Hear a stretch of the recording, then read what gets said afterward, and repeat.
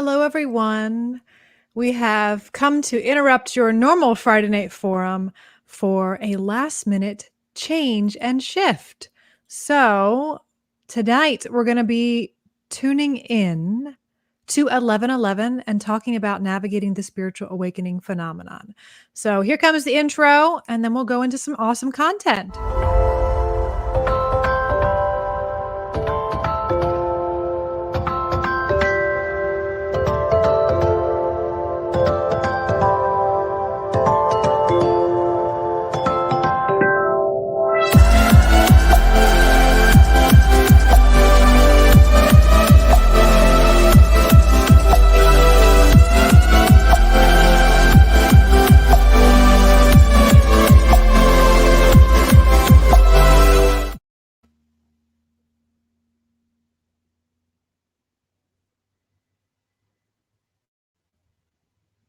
Everyone, we have come.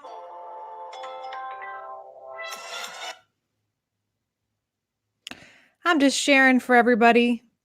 It's so fun that we have some really good topics to talk about. I feel like this is actually meant to be tonight. I know that Candy Nicholson had a power outage, so I'm going to just share a little bit about this whole process. I think it's kind of meant to be, but I'm totally unprepared, but I am really excited to talk about this. So Matt, of course, was like so excited, and his Happy Friday ritual he does every Friday, he had shared with you guys this evening that Candy Nicholson will be sharing about modern shamanism. So she has a power outage, and I tonight will be taking the place of Candy, and we'll be talking about tuning in to 1111 and navigating spiritual awakening. I kind of feel like it's really this is meant to happen. This is meant to be tonight because there are so many people who are having what we call a spiritual awakening. And it's something that is exciting for people. It can be overwhelming for people, and sometimes it can be downright scary for people. So tonight we're going to talk about signs and symptoms that you could be going through a spiritual awakening and some interesting information on how to navigate that. And I'm also going to talk a little bit about numbers because, as we'll talk about here in a little bit, when people are having a spiritual awakening, they start to notice a consistency in seeing the number 1111 or getting 1111 in change back or having it be just consistent in their life. And I'm going to share a little bit about just the basic numbers from 0 to 9 and 1111 as well, and what those mean in numerology, just some of the basics. So if you are out there and you are watching and you have anyone that you know of, or you yourself are going through a spiritual awakening, or you already have gone through one in the past and you are maybe having another one, it can happen multiple times throughout your life. So it's not just a once and done thing, but just share with us if you are. I will be commenting. I'm sorry, I'm only checking the chat at the end, and I'll be open to some questions if you guys have some questions about it. But just apologize if you guys were really looking forward to listening to Candy tonight, because I was so looking forward to seeing her. I haven't seen her in person for so long. And for those of you who come into New Visions Books and Gifts and do see her when she would be working on Sundays before the pandemic, probably have missed her lovely face and her beautiful energy. So we will have her back. I promise we will have her back on and do another Friday night forum with modern shamanism and talk about that. But again, tonight we're going to talk about 1111. So I should probably introduce myself if anyone has not seen me before or seen me speak. I am Kara Loveheart. I'm an integrative intuitive medium. I work here at New Visions Books and Gifts, but I also am the owner of Firefly Hollow Holistic Wellness Center. And I practice private mediumship, readings, bodywork, and massage therapy there. So I'm also a licensed massage therapist. But I also am the creator of a program that was called Mind Body Detox Program. And it's something that's really my passion and purpose right now. It's my gift to the world of really helping people who are having spiritual awakenings, learning how to navigate the new world of energy sensitivity, things that happen that we will discuss a little bit tonight, how to navigate that process and how to up level a little bit when you're going through that. So, first, let's talk about some of the signs that you might be going through a spiritual awakening. Now, I want to also caution before we go into the signs that a spiritual awakening can really borderline going through psychosis. I find it really important that we talk about that. A lot of individuals who are maybe on the spiritual path or who are engulfed in the spiritual community, a lot of times we do walk a fine line between going through our own mental health issues or breakdowns or even straight up a psychosis.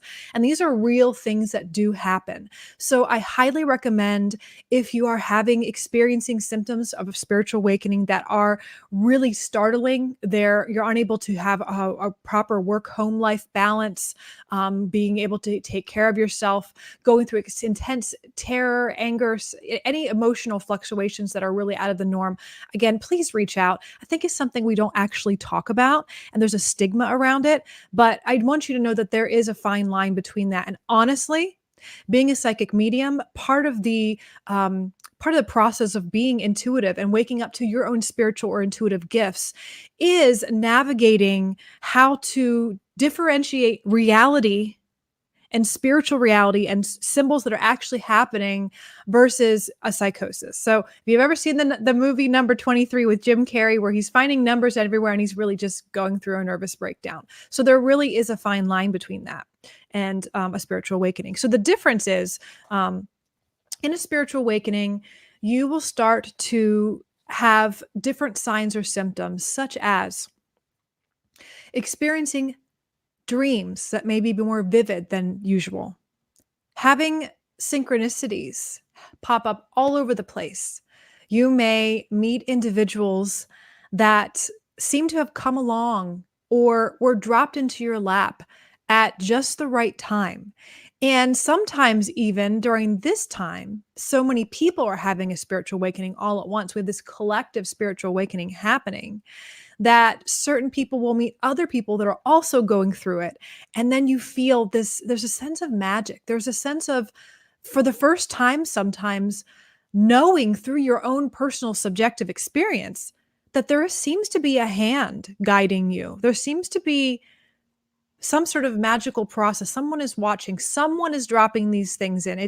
It's too coincidental, you say, because these synchronicities tend to happen consistently. It's not just once or twice or three times, it's consistently. So that's something that's really, really fascinating when that happens.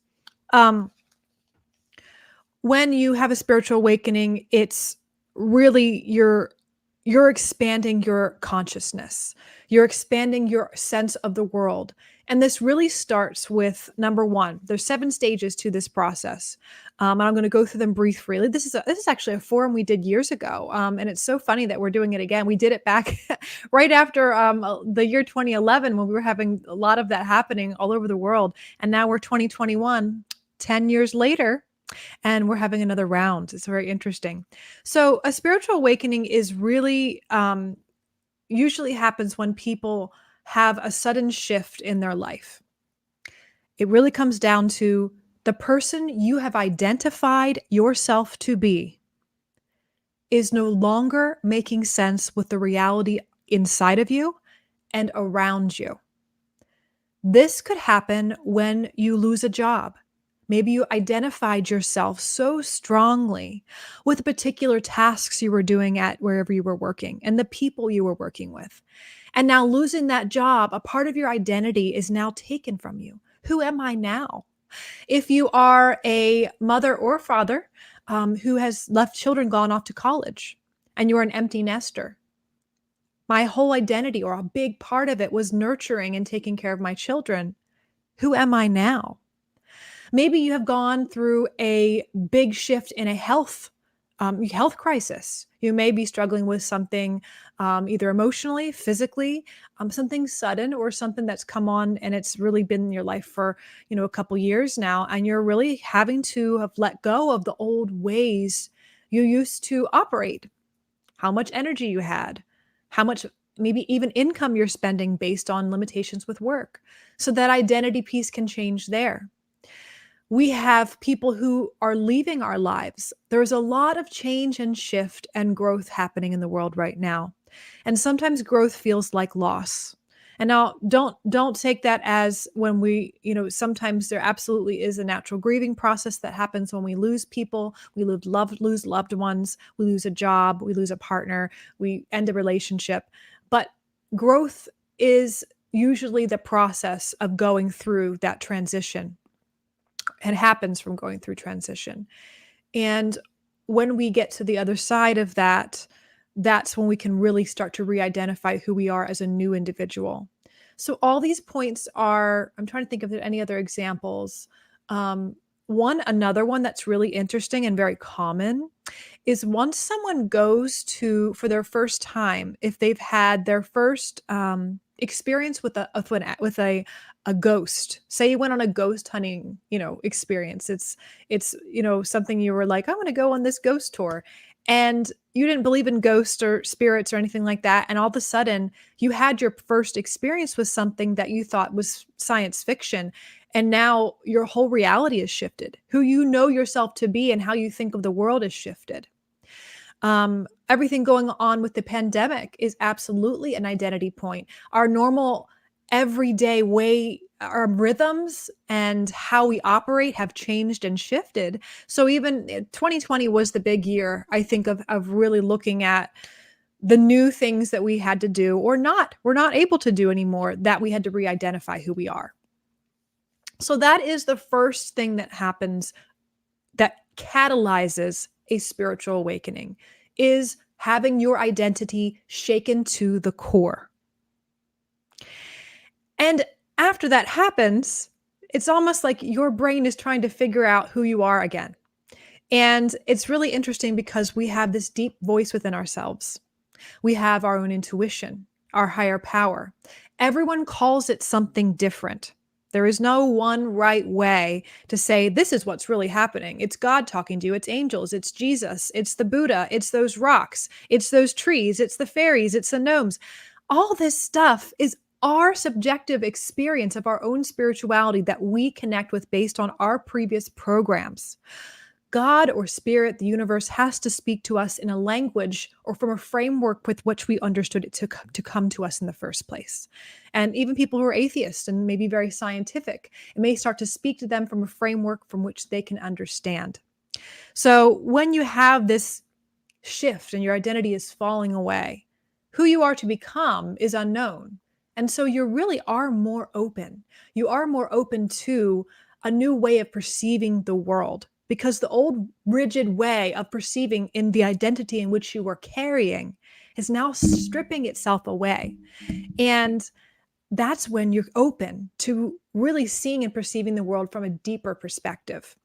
That's why children, because they don't have a strong identity point at the very beginning of their life, they're very open to spirit, open to the experience of angels, or talking to grandmother who has passed away in their bedroom at night, or if they are experiencing something in the basement that's really creeping them out, and they're seeing that type of thing, or even just having a sense for an individual who might be a stranger, whether or not to trust them or not. Individuals who are not programmed yet, we're more open, we're more perceptive, and we're more neutral, if you shall say, to not having preconceived judgments, pre-programmed judgments, but more of a we're not having preconceived judgments, but we're open to really having this sense of non-judgmental viewpoints that allows us to really see with a wider lens. Now, what happens when you see with a wider lens? This is where all the signs and symptoms come in. Synchronicities, seeing 1111, experiencing heightened sensitivities, experiencing even psychic experiences where all of a sudden your phone rings and you know who it is, and you just knew, and you pick it up and then you're baffled. Like, how did I know who that was? Text messages is a common thing. You may know that someone's upset with you or angry with you or talking about you behind your back, maybe even, and not have any proof until later on. You could also have just straight up experiences with spirits in general, whether it's earthbound spirits like ghosts, or you could be experiencing angels or Jesus or whatever your particular spiritual connection looks like for you. So what happens, I think, during this phase of when we have the synchronicities, we see reoccurring numbers, and it may not be 1111, it may be, any number that really sticks out at you. You may keep seeing a specific animal that is jumping out at you, and you're like, why do I keep seeing all these deer? Or that's really strange. I'm having these really close encounters with specific species of animal out in nature, or not even in nature. There's like could be flying into your window or falling on your car, things like that. But just the examples are louder than normal. They stick out to you. There's something about them that are significant, a subtle, significant shift in the way that these everyday happenings are presenting themselves to you. So you have a choice during that time. You have a choice when you're going through this shift to continue to hold on to every thread of who you thought you were to be and to try to rebuild yourself, this new identity point based off maybe a little snippet of who you are still, and really start to anchor yourself back in. And that's when people start to kind of reframe their world, reset it, but they're not necessarily moving deeper into a space with themselves.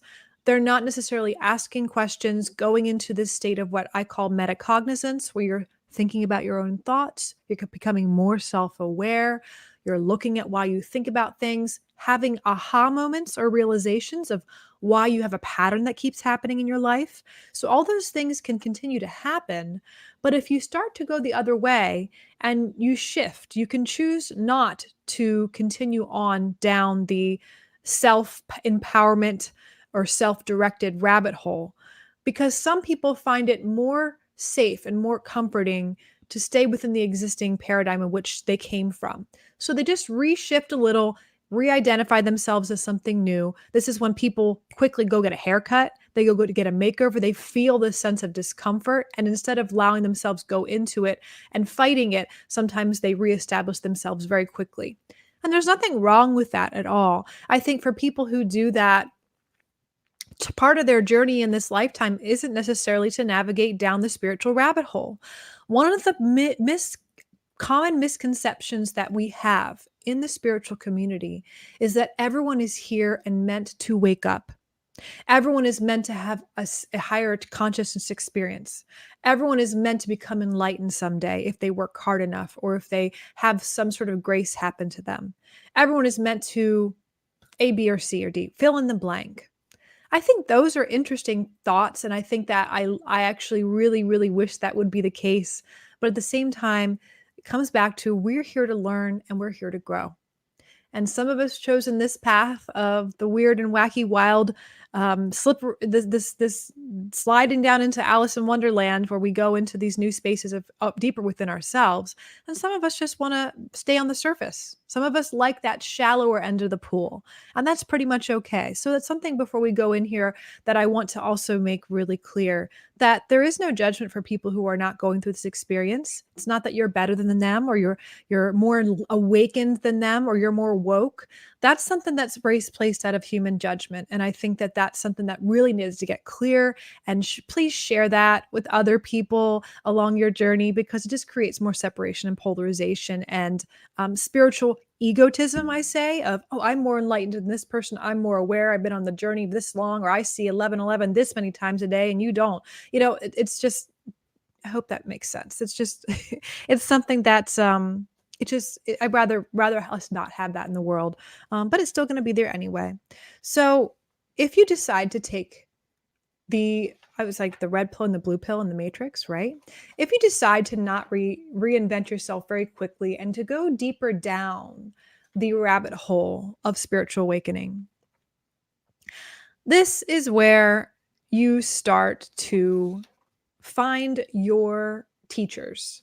You are immerse yourself in new podcasts, in books, in maybe a new community. You found a new YouTube channel that you love, or a new movies or some sort of literature or resources that are providing you with a deep new understanding of this new world, this new identity in which you are actually creating, you are manifesting, you are molding this new sense of self along your path.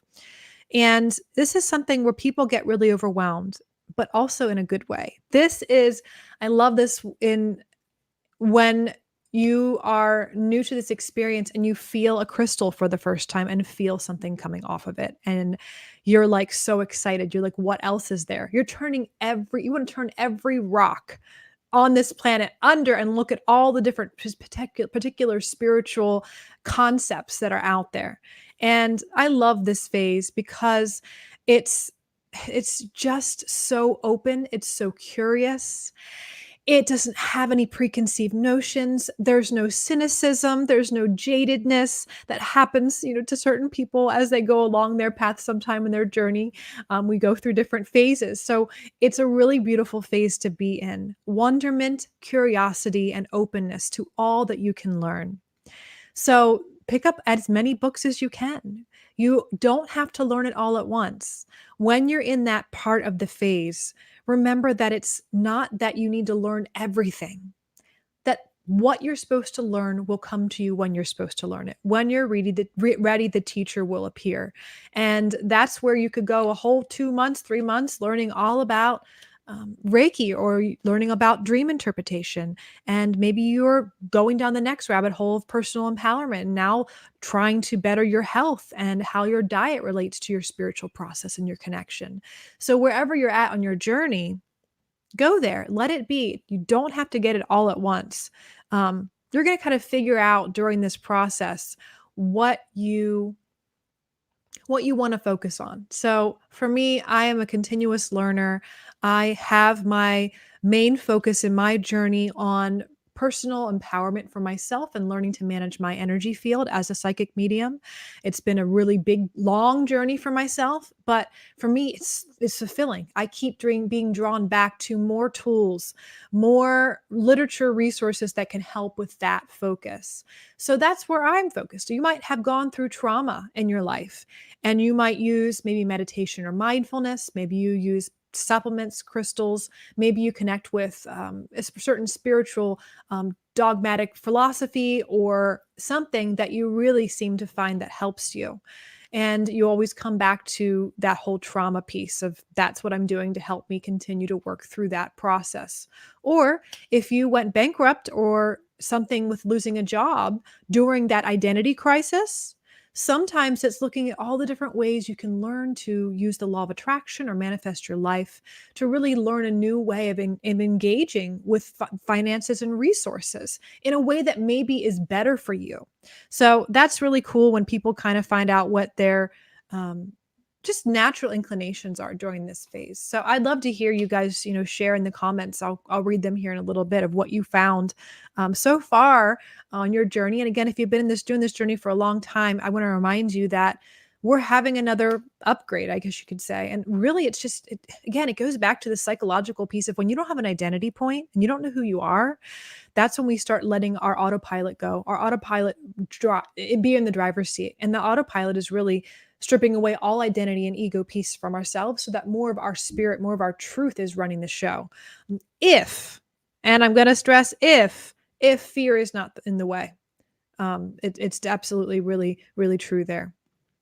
So once you really find out what you're really wanting to focus on, that's when you start to really join a group or you find something that you're focusing on for a good period of time and you dive really into that and find your people, your teachers, your gurus, whatever that is. And this is the stage where people can stay in for a long period of time. And I think sometimes for the rest of their lives. And there's no right or no wrong with that.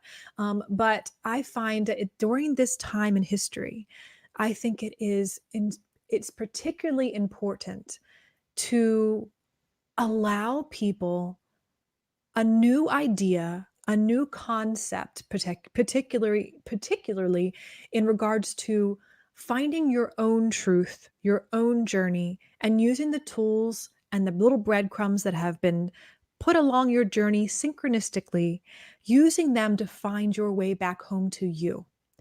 what happens sometimes is we can absolutely go to a teacher or a guru or someone that is a prophet, or they're our healer, they're our psychic, they're our coach, they're whoever it is. And we can sometimes have them as a helper in our lives. And that is awesome. But then sometimes we have I call it the Sagittarian view. Like I have a lot of Sagittarius in my chart, astrologically speaking. But the concept of that is you find something new, you look under the rock, oh, that was cool, you move on to the next thing. And that's you. You're a never-ending explorer. And that's great. Now, some people travel and they find something and it doesn't seem to be what they're looking for. They're trying to find something to help, something to heal, something to bring whatever it is they feel lacking into their life. And sometimes they can get jaded. Well, that teacher wasn't the person. Well, they only knew so much. And when you're first on the journey, it can be fine. But if you've don't been doing it for years, you start to get really bogged down of constantly, and this is the misperception that happens, constantly trying to find the answers in someone else.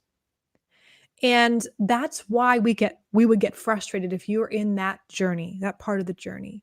Because I would urge you, if you've been a spiritual seeker for a very long time and you're starting to become jaded on the path, I would request to ask the question of what part of me is ready now to maybe find the answers within me. Now, if you're a spiritual seeker and you're perfectly content with that, and you're like, I've been seeking for 35 years, I'm perfectly okay with that. You may just be this beautiful Sagittarius type of person that just wants to learn and grow and learn and grow, and you're curious, and there's no wrong with that. But again, if you've gotten jaded with it, you've had expectations of someone or a particular philosophy or book, or now crystals don't work, now this doesn't work, and you become upset with the spiritual community. That sometimes happens where even in any other religious faith that's not spiritually based, because spirituality is based outside of religion, although you can have a religious dogma that you follow and also be spiritual. They're not separate things. But it can happen when you're in any religious dogma where you're just like, well, this isn't doing it for me, I need something else. And that's okay. I wish for everyone to always find the answers they're looking for. But I think I have a secret. All the answers that we're looking for are from within ourselves. They're always within ourselves. And I think that externally seeking them is part of the process. If we're a seeker, it's part of our always process because we just love to learn. But there comes a stage in the spiritual awakening process where you become the master for yourself, where you are seeking for yourself. You still have people that you go to help you.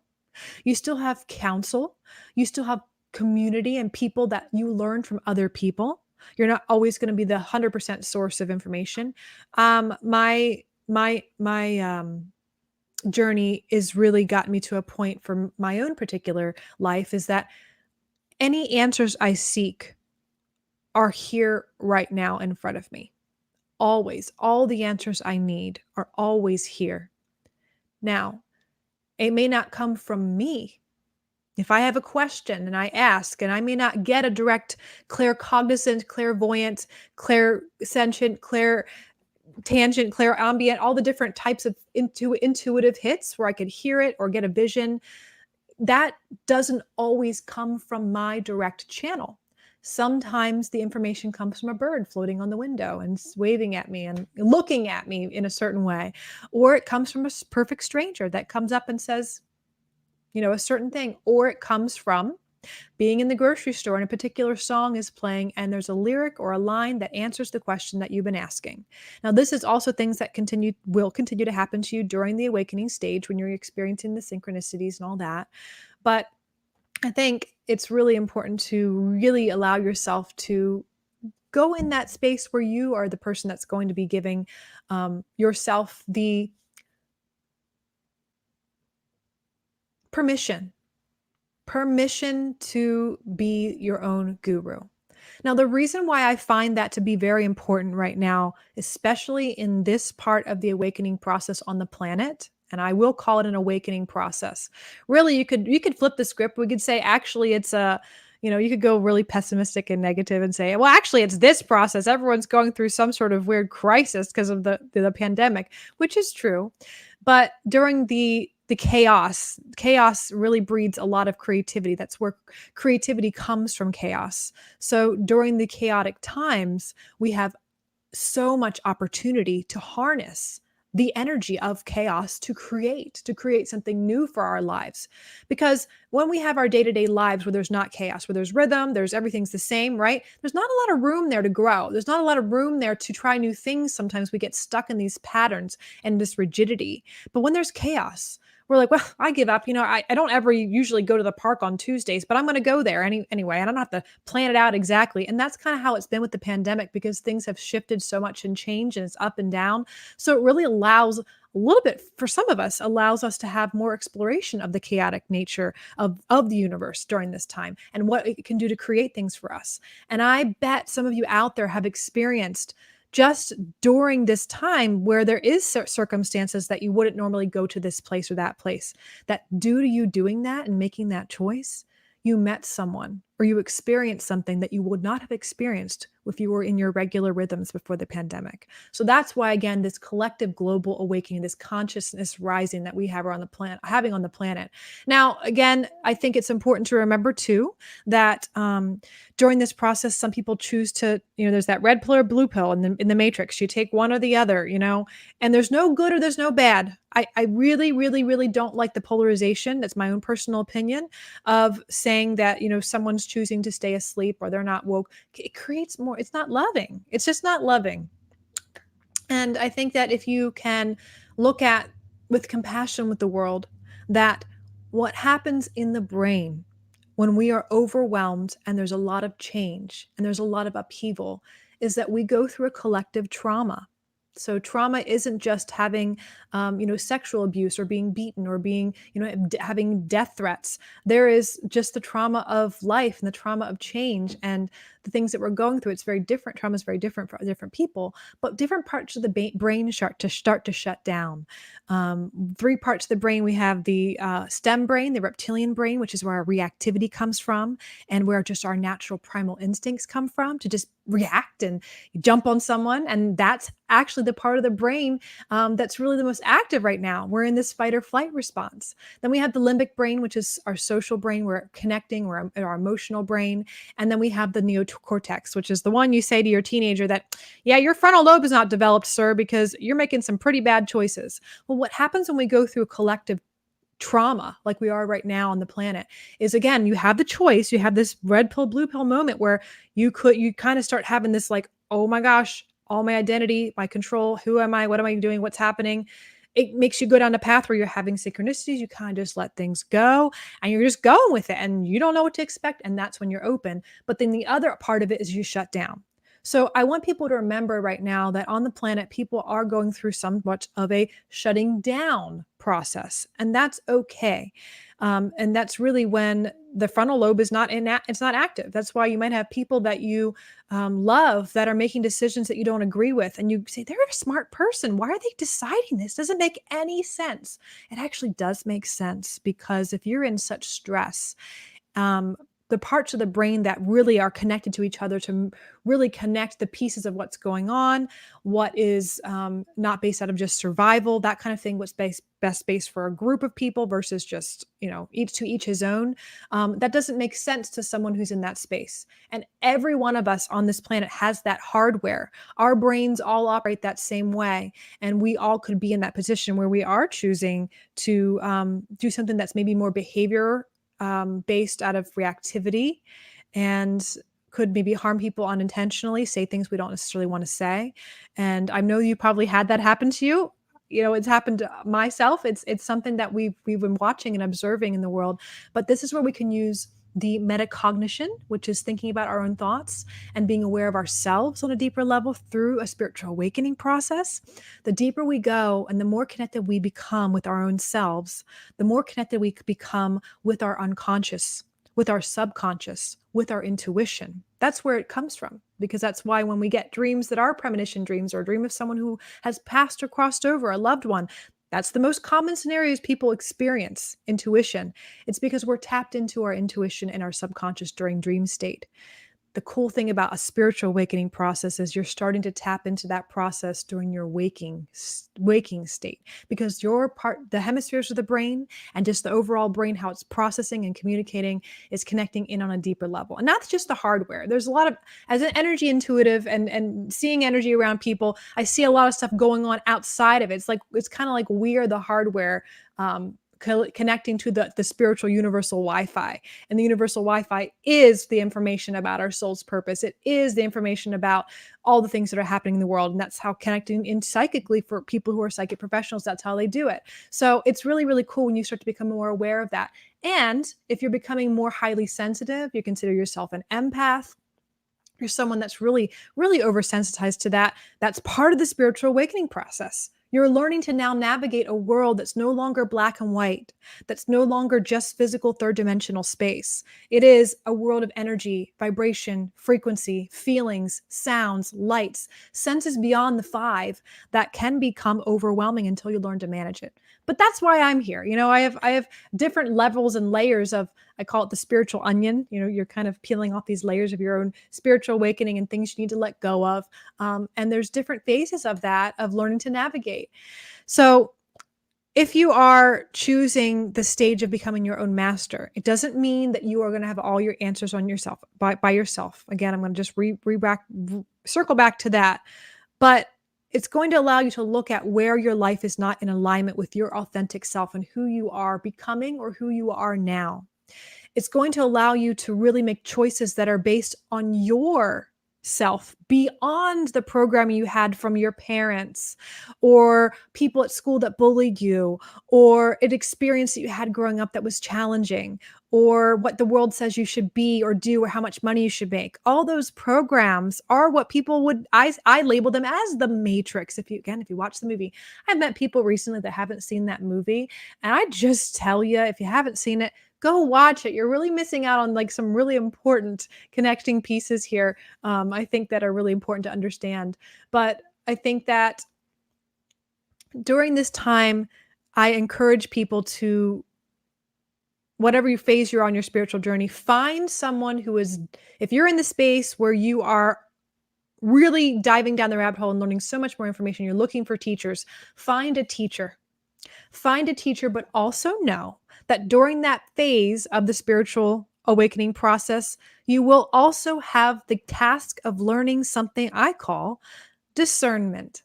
It's a very important part of that phase, because you will run into teachers, books, people, things that maybe aren't in the most highest integrity, people who do not have your best interest at hand or in their mind, I guess you should say.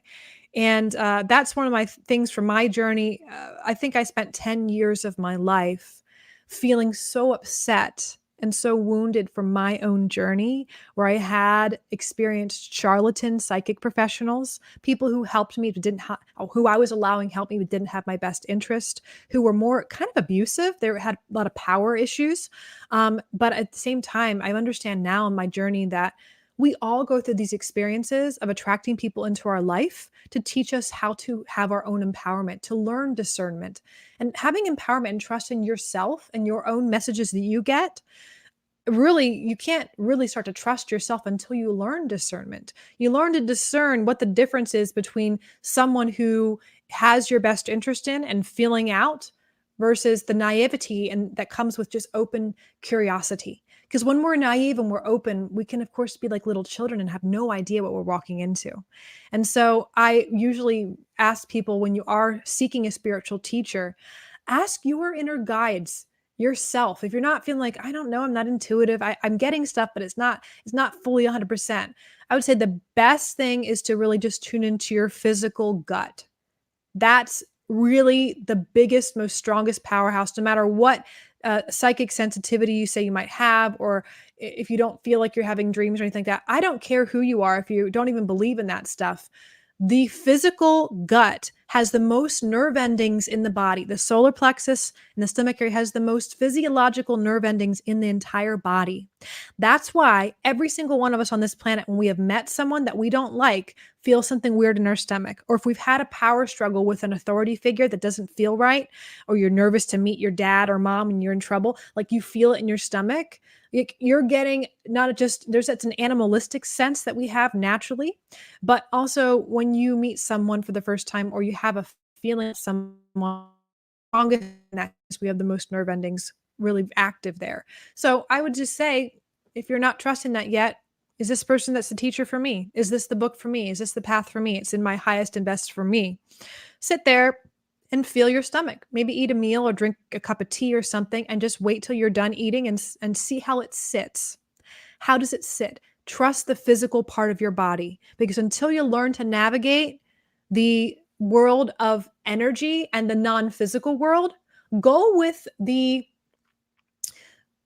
physiological third dimensional part that you've been in your whole life. You may be very aware of your body most of your life and now are kind of tapping out of that and tapping into more senses that are beyond that. So I'd say go with the thing you've already learned how to drive, your body. Your body knows best. So trust that first before you go and really connecting with a spiritual teacher, just so you can learn that discernment lesson a little bit quicker. You may make mistakes first off, but it's really important right now, because any time in the world history, when we've had a pandemic, when we've had a chaotic global event, that is the time when the seedy underbelly of the spiritual community, of the psychic community, of the charlatans, of the individuals who are selling you snake oil. It's not just in the spiritual community, but it's also in the world of supplements. And anyone who wants to make a buck can sell you something that might give you a sense of safety and security during this time of fear.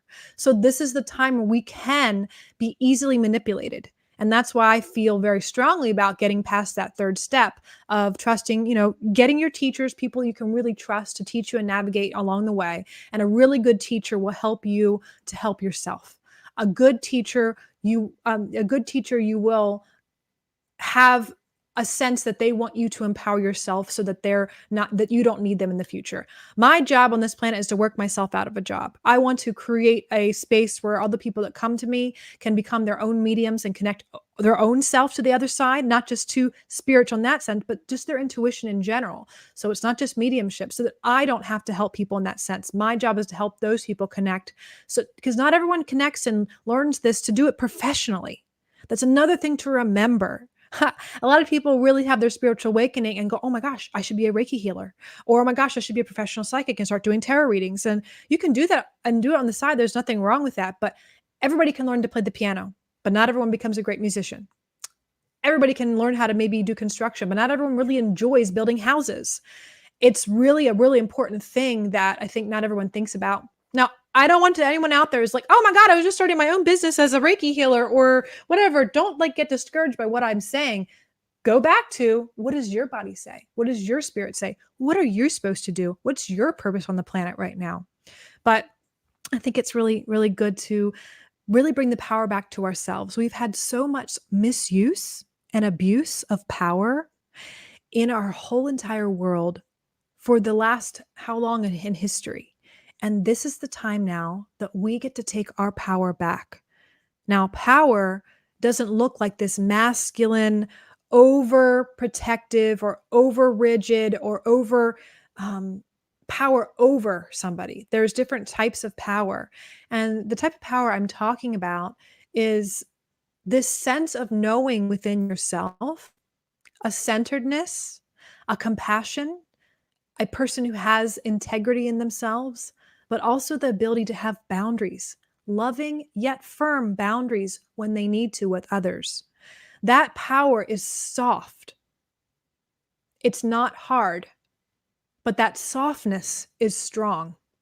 That softness can even be stronger than this push, push, push, go, go, go, fight, fight, fight, win, win, win, overcome. This is our culture, right? This is the program, our culture, that to be this, you need to be better. You need to be the best. You need to achieve. You need to up level. You need to climb the mountain. All those things are fight, fight, fight. That's not what we're doing anymore. You can choose that if you want to. I think that game's old. So you can always join the new game. It's a new ease. Life can be easy. Life can be fun, even during a pandemic. It's really, really about moving through who you have been to who you are becoming, and having a world of connecting with people and surrounding yourself with like-minded individuals to help you through that process. Because once you can get solidified in who you are and be your own guru, then it doesn't matter who you're around. You don't have to tightly, rigidly put yourself in a specific group so that you are around an echo chamber of other people that believe what you believe. You're able to be confident enough to step outside of your particular belief system and talk to people and spirits and people all over the world that have different belief systems, that have different political beliefs, different beliefs about what's happening on the world right now in the pandemic. And because you're coming from a secure base of who you are, a secure identity point, and I know and trust myself, I trust my higher self, I trust my connection, you don't need to change those people or be evangelical or that they're wrong. They need to change how they see things. You're able to come to them from a space of this power, this type of power. I was saying integrity, softness, love, compassion, confidence. That's what the world is ready for. And that's what I'm here to do right now for my own life, my own journey, but also to walk along other people who are stepping into that. People who are stepping into that journey, I call them light leaders. So if you are a light leader on the planet right now, you are someone that is ready to lead yourself and trust the signs and messages you get from all others, all others. Looking at your own shadow, the parts of yourself that you maybe are scared of, the parts of yourself that choose decisions maybe compulsively that aren't out of love, that are actually out of self-degradation or hurting yourself. Watching that part of yourself and say, no, I'm not going to make that decision to eat that food right now. I'm not going to make that decision to say no or to say yes to something I want to say no to. So it's a really, the light leaders are here to lead the new way of loving the world through compassion and allowance and neutrality, not separation, evangelical fighting what's right or wrong. But at the same time, have complete allowance of those who are in that space of polarization and fighting, because they still have a purpose. That's their purpose for their lives right now, to fight, to stand up, to speak out, whatever it is. That's bringing them a sense of empowerment, a sense of contrast from maybe the old self that they were, and really helping them fulfill a part of what they want to be and who they want to express. And it's not for us to judge what's right or wrong for them, but the allowance is a lot more powerful. And it really does. If you think about it right now, there's so much noise in the world, so much chaotic noise, that it's become so common that the only thing that's going to stand out now in that noise will be stillness, softness, compassion. You'll be walking along and everything's, and all of a sudden there's a clearing, there's a person just sitting there completely kind and peaceful. And it's such a contrast from what you're used to seeing, that there's something about that person that's a breath of fresh air. And the more we see that, the more we be that for ourselves, the more we will become a light into the world to help shift the world into a space in which it's really looking at to balance things out. It's not that they think that the world doesn't need to be chaotic right now. That's perfectly okay. But the world is the universe is a correcting mechanism where it always seeks balance. So you could go through a period, the age of enlightenment, where everyone was enlightened, everyone was happy and peaceful and loving and all that. But that gets to a point where it gets boring, like that movie Pleasantville. Again, I'm moving these movie references, but people get bored with that. Then someone wants to come in, the Loki or the chaos, person wants to come in and make some sort of, he wants to shake things up a little. It's boring here. That's really the higher perspective, the zoomed out perspective of this world, because we see it from such a grounded human perspective of our lives, because we're so attached to our house, our children, our spouse, little things like maybe our spouse is cheating on us. Like those subjective things that we're going through are absolutely valid for our human experience. But we always forget that our universe is so big and that we are so tiny, and that there's so much more that's happening. And I think it's really interesting to just shift that perspective sometimes and remember. So after you have kind of gone through all those things, I think the last stage is just mastery. Really allowing yourself to be in a space of who you are and continue to grow, and know that you'll always be shifting and changing. I think they say before enlightenment carry water, after enlightenment carry water. It's the same thing. So If you are seeing 1111 and you are experiencing not just 1111, but a lot of different numbers that are repeating, synchronicities, meeting people, I would just say go along for that ride and allow it. Don't pull for it. Don't look for it. Don't worry it's going to go away. Because when you do, when you worry, you shift your space, you shift your perspective into expectation. And remember that the identity point in which you had come from and which you are trying to let go of tries to re-solidify as something new. And then you have an expectation of what the world looks like, how your schedule is, how things are supposed to be. And you're less open to just being in the present moment without expecting what the next moment's going to offer. And when you're in that space of openness and presence, that's when the synchronicities happen. For myself as an intuitive, I cannot get any information and cannot do a good reading or a good energy session for someone and really tap in if I'm not fully present. That's why if any time in my life, part of my integrity as a professional is if I have specifically something, I have a 14-year-old, something happens with him or my family, and it's something that's very stressful. As a human, I go through those things too, right? That's when I say, you know what? I have to reschedule my clients. It doesn't happen as often anymore for myself, but it's one of those things. If I know I'm not going to be able to remain present, I'm not going to get clear information from the universe, clear symbols, clear images, whatever it is. And it goes the same thing for you. Even if you're not doing psychic work professionally, you are still intuitive. You are still psychic. Everyone is. Everyone is. And those who think they are not are just kidding themselves. And they're actually creating an expectation that they are not. And when you open up to that, again, you're in that present space. That's when you're allowing information to flow.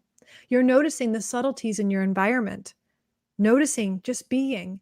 And that's when things can jump out at you. The softness can allow maybe a louder sense of softness to boop at you. Hey, look at this billboard.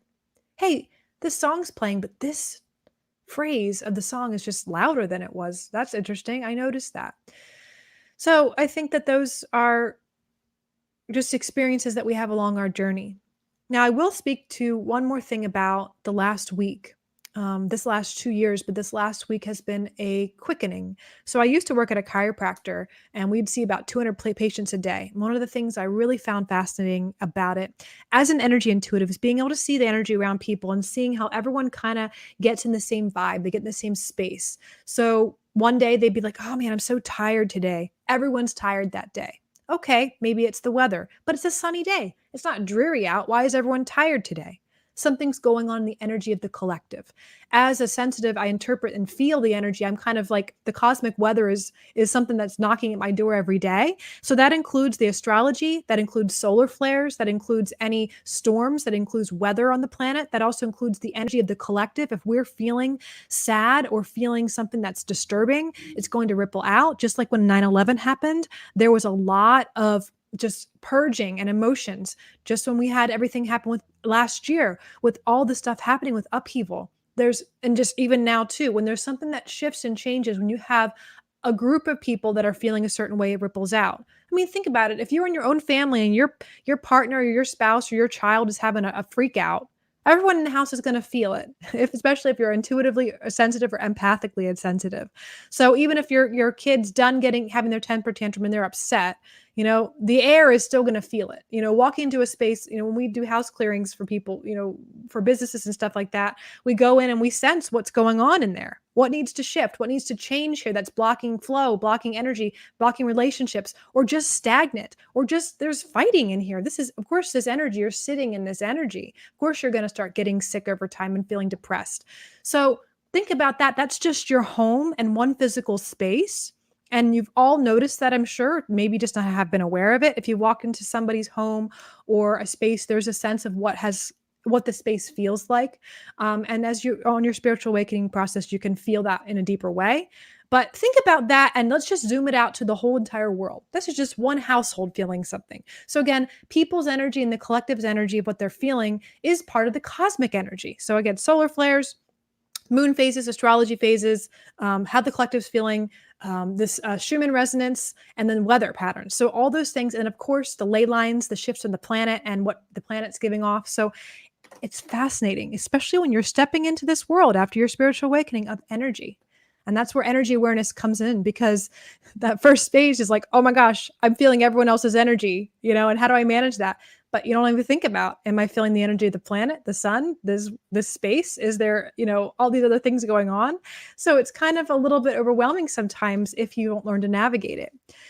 But 1111 is the number that most people see when they're waking up. And I love this because I know my mother, she's not really in the spiritual community, but she has an alternative group in her local UCC church. She goes to a United Church of Christ.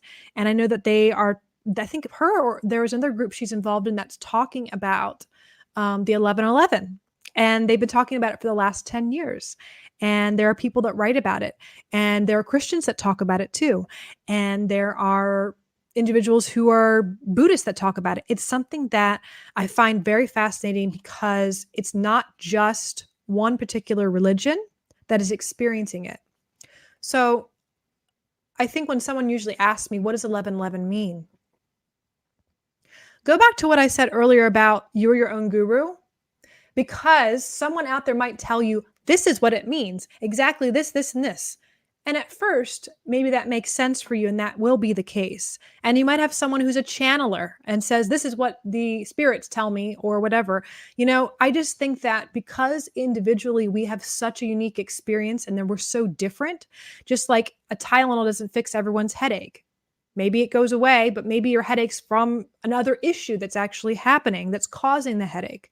Since everyone's so unique and individual, just as we are in our bodies, we are in our spirits, not one size fits all is going to happen for numerology, but there is a general experience of that. So I always tell people when they're learning intuitive information, if you pick up a dream dictionary or you pick up anything that is a book of symbols of what things mean, they're going to be generalized. And a lot of people who are energy sensitive, if we would all kind of agree upon what we're sensing from a particular thing, we would probably agree upon the general idea, because you have to remember that energy doesn't have language. So when you have to interpret things just from even language to language, from Spanish to English to French, interpretation, things can get lost in that interpretation. So remember, we're all trying to take this concept of energy, this knowing, these feelings, this beyond the five senses, and limit it down to just a couple words of the general idea and consensus of what things mean. So I'm going to read through. This is funny. I wonder when we did this. There's no date on this, but Matt and I did a Friday night forum on 11/11 back, like I think around 2012, 2011, something like that. And I have this little card I pulled out because I was like, all right, last minute, you guys need me to be on here since Candy can't be here. And I pulled out to share our generalizations of the numerology and what the numbers mean. And there are some amazing books on this at New Visions. If you want to pick up a book on numerology, if you are seeing repeating numbers, if you are seeing particular animals, and again, you're in that phase where you're learning, one of those books is very, very helpful. A dream dictionary or a symbol dictionary. All of those are really, really amazing resources to have if you're at that part of the journey, because you can learn so much about the generalization of what they mean and then make it work for you. It may not be exactly, but it might give you an idea. It might give you an aha moment and go, oh, okay, I know what that means for me according to my own journey. That makes sense. So from 0 to 9, I'm going to share just in general what these mean. And I'm thinking I don't know if you guys can even see it. Let's see. This is my little, yes, I can hold it up while I talk about it so you have a visual. Okay. So 11/11, awakening to inner oneness. Let me see if I can get this straight. This was our Friday night forum from so long ago. It's 11/11 in general. Let's go about that one first at the very bottom. So 11/11 is really when people are in synchronicity. A lot of times when people are going through their spiritual awakening, they experience it. Oneness, because they're all ones. And a lot of times I've heard people say that they experience it as two pillars, if they're walking through into a different dimensional space, if you want to call it that or relate it to that. But for me, I think it's all about, people are saying now 11/11, make a wish. And I find that interesting because 11/11 is really about awakening you to yourself and to knowing yourself and reminding you and showing you that you are the creator of your life, that you are on the right path. 11/11 is just one of those spiritual breadcrumbs to remind you that right now, where your energy's at how you're thinking, how you're eating, how you're sleeping, whatever you're doing, pay attention, because on this trajectory right now, where you're at, that's helping you. So it may change the next day, but as long as you can kind of listen and see what keeps me in this flow of synchronicity. Usually it comes down to love and acceptance.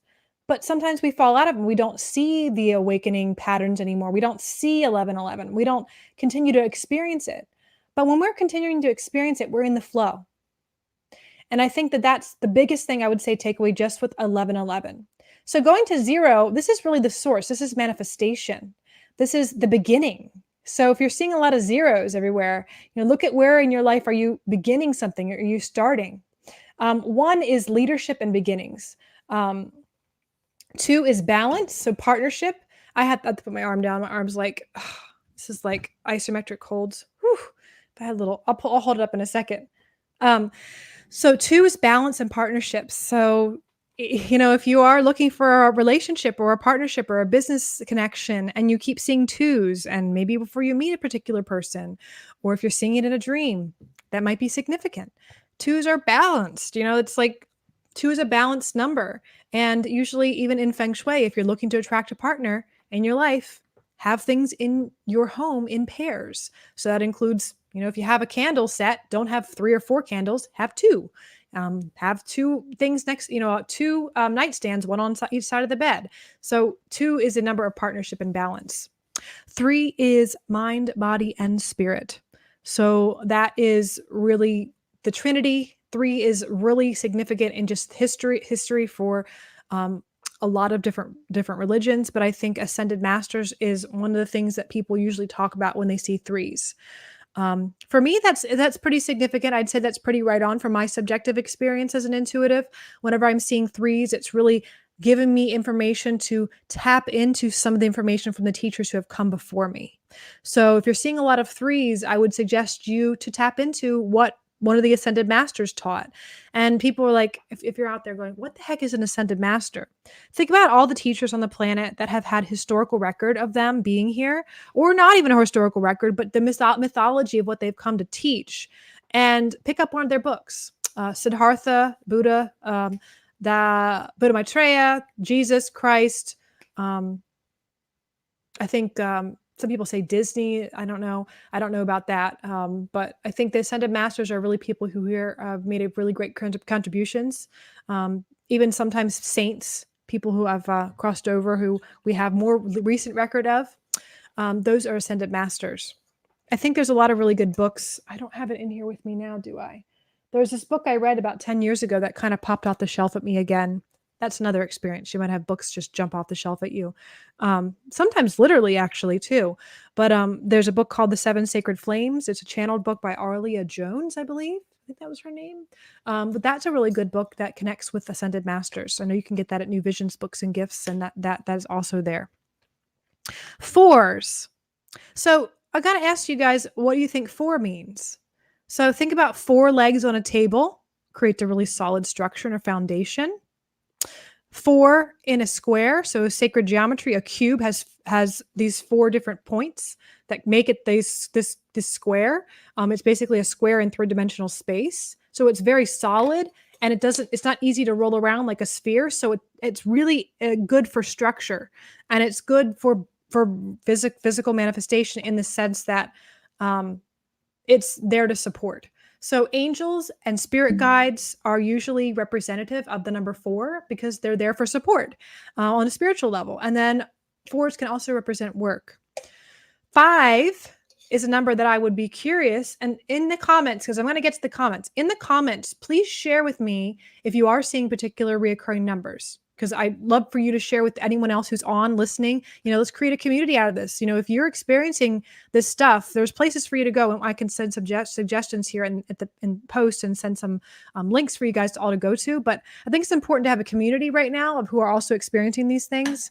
And I'd love to see what you guys are experiencing, what numbers significantly. But 5s, I would not be surprised if a lot of you are not experiencing consistent reoccurring 5s. 5 is transformation. Think about it. The number from 0 to 10, it's 1 to 10. It's halfway in between. So that's that point where things transform. It's that change factor. And we're really going through a lot of that right now. 6 is refocusing connections and looking at your connecting to the higher self versus the physical self. Whenever I get 6s, again, the 6s represent the material world.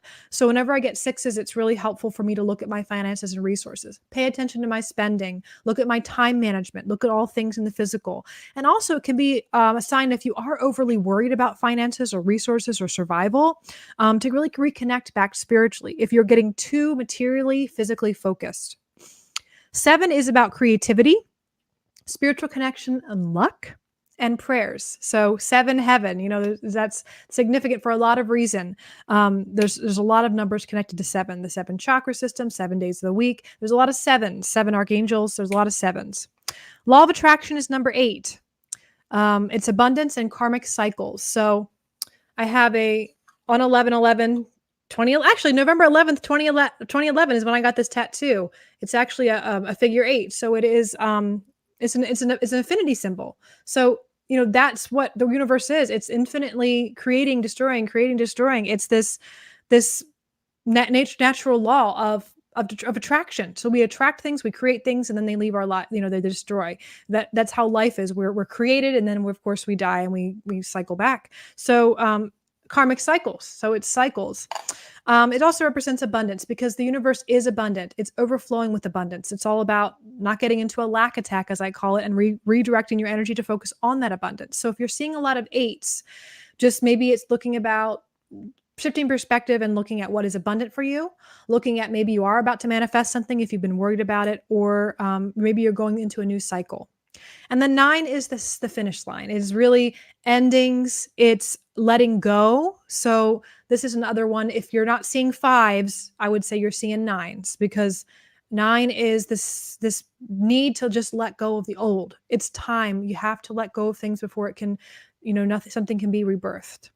So yeah. But anyhow, that was our original forum. I'm so glad I had this little card, because I thought, oh my gosh, it'd be really fun to share just what we had written down.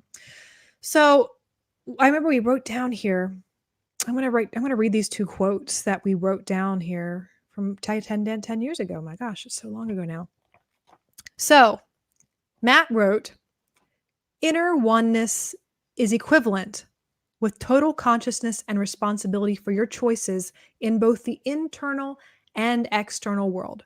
So when we define what inner oneness is, this process that you're attempting to get to after your spiritual awakening, it's really total consciousness and responsibility for your choices inside and out. That's that total consciousness of being aware. Why am I making this decision? Okay. Am I making this decision out of a wound, out of something that happened to me in the past? Okay. If I have, then I'm going to take responsibility for that. Even if you made a decision out of a wound. It's not about, oh my gosh, I need to get better. I need to finish. There's a finish line mentality to the spiritual awakening. Like I'm going to get to the end. It's a journey, not a destination.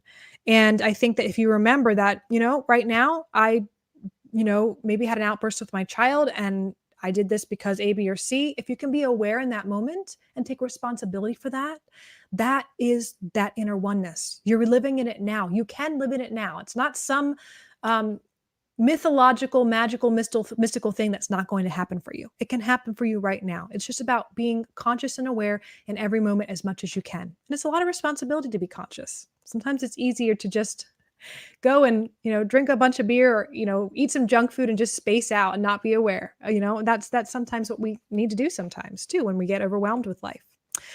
And then I wrote down, I haven't read this in like 10 years, so it's kind of interesting. The journey to oneness begins with a single shift in consciousness. That is very true. Thank you for my old former wise self. So yes, it's totally true. It's so true. That journey really is just one single shift in your identity point, and everything in your life can completely change. So yeah, we're going through this big process, and I really thank you guys for joining me. I want to ask you guys, and how funny is it? We have exactly 11 comments right now. 11. So anyway, I want to see if you guys have any comments, questions, all those things. Hey, Modi. Hey, Janet. Roger. Hi, Rachel. Hello, Jordan. Jordan. Hello. 444 for Janet. So And Jordan's seeing nines. Yeah. Letting go, letting go, letting go. And actually, Jordan's always in a space of letting go. So I would not be surprised why you always see that. That's always what you're doing. Every time I see you. Love you, love you, love you. Yes. Any questions? Anyone has any questions? I know that the stream from what I'm streaming is like maybe 30 seconds to a minute behind. So what I'm saying to you right now may take 30 seconds or a minute to get to you. So I'm going to just continue to talk here so you guys have time to chat and share or ask questions in the box there. And yeah, I want to see what you guys are experiencing.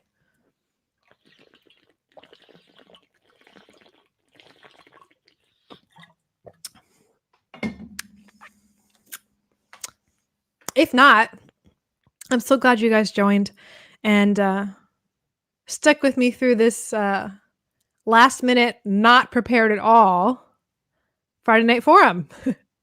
I will give you guys a couple more minutes here to share in the chat and ask some questions, but I'm going to, of course, do the thing that I have to do to remind everybody who is not aware the difference between New Visions Books and Gifts and Firefly Hollow. So important because so many people get this confused. New Visions Books and Gifts is an amazing metaphysical bookstore. We have gifts, crystals, jewelry, candles, incense, statuary, and all that. So if you have not been there, you are missing out. They're in the Eastern Boulevard Shopping Center, Kingston Square Shopping Center. So in East York, newvisionsbooksandgifts.com. So check that out.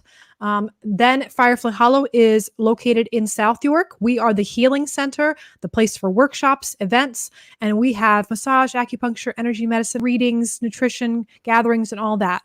Our next gathering coming up is a women's circle that we have the first Thursdays in the month. It's called Daughters of the Hollow. So that has a couple spaces left. If you really need some space with other very aware, conscious people that are looking to connect and really looking to share your awakening journey with, I highly suggest joining that event. We have a spoon bending class coming up. I think that's still on, and some other great things you can check out at Firefly. Bob didn't have any announcements for tonight, anything, specials or anything that was going on. I do say that next month that we are looking to have Miss Lana Riders joining us. She is the local sound healer from Soundwise Health Professionals in Lancaster County. So we'll have her. We're really hoping to have it in person. I don't know if that will happen, but we will have her either way. And then October, we'll be having Ricky Friedman, and we'll be chatting about Reiki. We're having a heart-to-heart discussion about Reiki and Reiki healing. And she's an amazing, fabulous practitioner who has her own Reiki healing practice in Harrisburg. So she would be a really awesome guest so we can talk with her. So back to the questions. Oh, thank you, Rachel. So Rachel says she's hoping to see a larger community tribe coming together. Yes, Rachel. So everybody's finding their people. And you also may be shifting people. Sometimes you get involved with a group of people and then they shift over time. And that's really important too. Sometimes you have lifelong friends and sometimes people move in different directions. And that's part of life in general that some people get stuck in, where they're maybe not learning as much or growing, or the contrast in the relationship isn't serving their journey anymore. And so if you are looking for a tribe, there is a larger community coming together. There has been. I'm not sure, Rachel, if you, it's hard because we haven't had the Holistic Expo for a couple years now, but that's our big event here in New York and we love it. We are really looking forward to having it back next year. And I'm hoping that you attended that, because I'm not sure if I've met you in person, but I look forward to if I have not. And that is the Holistic Expo at the York Fairgrounds. And we have over 100 vendors, and we have just a really, really big event that really brings people together. But on a local level, we're looking for a smaller group setting. Absolutely. There's so many events happening in York, and not as much now, but I would definitely check out Firefly Hollow Wellness and New Visions if you have not come in there. And even just coming in to hang out. There's a lot of people that come in to hang out and see Matt and chat with him and meet other people in the store. So that's really common to happen. So the final thing, if you guys have any other questions, I still will just share the last thing that I need to remind everyone. I always forget this. I'll put up the image for you guys if I have it.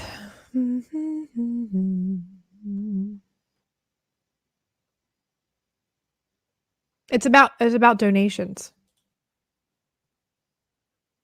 We do take $5 donations for the events for Friday Night Forums. We always took them in person when we had our Friday Night Forums in person. But I know right now we are actually doing that through PayPal. So please know that anything you donate, even if you're not watching this live and you're watching the replay of this and this has helped you at any time, if you donate whatever you can, even if it's $1 or $5, that really helps our community right now. It helps our community in need. We're almost at the $3,000 mark, I believe it is. And once we get to that mark, we're actually going to be launching a scholarship fund with that money. So that money will get back circulated out to the public so that anyone who needs services or workshops or anything for their own healing and their journey right now will have access to a scholarship and they can really apply for that. So all you guys can easily donate via PayPal. Just go to your PayPal and donate to Firefly Hollow Wellness. You can just type in the email address, send money to fireflyhollowwellness@gmail.com, or you can follow the link paypal.me/donate. And I will share that in the chat so it's a little bit easier to click a link. I think you can do that. paypal.me/donates FFH. So we really appreciate that if you guys do that. That's always great. All right. Thank you guys so much. I will continue to attempt to ask your questions in the chat afterwards. But we hope you have a wonderful, wonderful weekend. And again, if you're having your awakening experience, just know that you're not alone in it. And we honor you. And we're here. All of us are walking each other home. Thank you again. Bye.